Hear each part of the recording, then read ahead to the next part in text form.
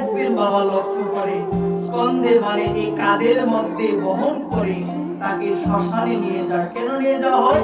অন্ত্যেষ্টিক্রিয়া করার জন্য।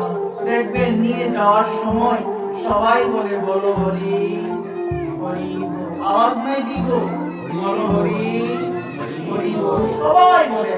এখনো আওয়াজ নাই মায়েদের। মা, সময় কাটতে যদি হরি বল না বলি, মরার পর যদি মানুষ বলে হরি বল, সেদিন হরি বল আমার কানে যাবে না, আমার কানে যাবে না। সবাই বলি। দেখুন এই প্রসঙ্গে বলছেন এক বাবা তার এক সন্তানকে নিয়ে বাজারের দিকে যাচ্ছে। কোথায় যাচ্ছে গো? বাজারের দিকে। যাওয়ার সময় পথিমধ্যে লক্ষ্য করে দেখলেন একজন মারা গিয়েছেন। তাকে সবাই মিলে স্কন্ধে মানে কাঁধের মধ্যে বহন করে শ্মশানে নিয়ে যাচ্ছে। সবাই বলছে হরি বল হরি বল হরি বল। ছোট ছেলেটা দেখলেন একজনকে নিয়ে যাচ্ছে কাঁধের মধ্যে বহন করে, সবাই বলছে বল হরি হরি বল।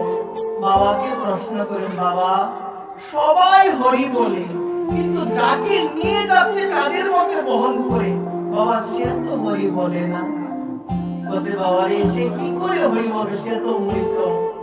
সে কি করে হরি বলবে? সে তো মৃত, সে হরি বলতে পারবে না।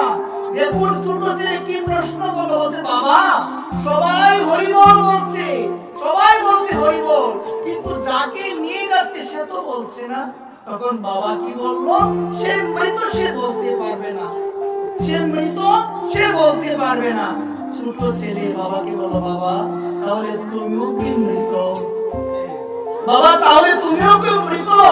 ছোট ছেলের কথা শুনে বললো যে আমি কি করে মৃত? আমি যদি মৃত হয় তোর সঙ্গে কথা বলি কিভাবে? বলছে বাবা আমি তো তোমাকে বলেছি, কি বলেছি? সবাই হরি বল বলছি, সে বলছে না। তুমি আমাকে বলছো সে মৃত। বাবা আমি তো জন্মের পর কোনোদিন শুনি নাই তোমার মুখে হরি বল। আমি তো জন্মের পর কোনোদিন শুনি নাই তোমার মুখে হরি নাম। এই জন্মেতে বাবা তুমি বলছো সে মৃত, বলতে পারবে না। বলে বাবা তুমিও কি মৃত? দেহের মধ্যে প্রাণ আছে, আমার দেহের মধ্যে প্রাণ আছে বটে, কিন্তু আমি মুখে একবার বলি না হরি বল। তাহলে আমি জীবিত হয়েও মৃত। দেখুন শাস্ত্র বলছেন আমি জীবিত হয়েও মৃত। আমার সময় হয় না একবার বদনে বলার হারি তাই তুমি বিনে আমার বান্ধব আর কেউ নাই। আ কৃষ্ণ, হা করুণাময়ী রাধারানী, তুমি বিনে আমার বান্ধব কেউ নাই।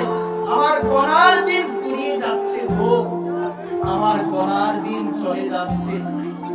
আর বেশি দিন দূরে নয়, সবাইকে চলে যেতে হবে। এই জন্য আমরা সবাই যেন প্রস্তুত থাকি।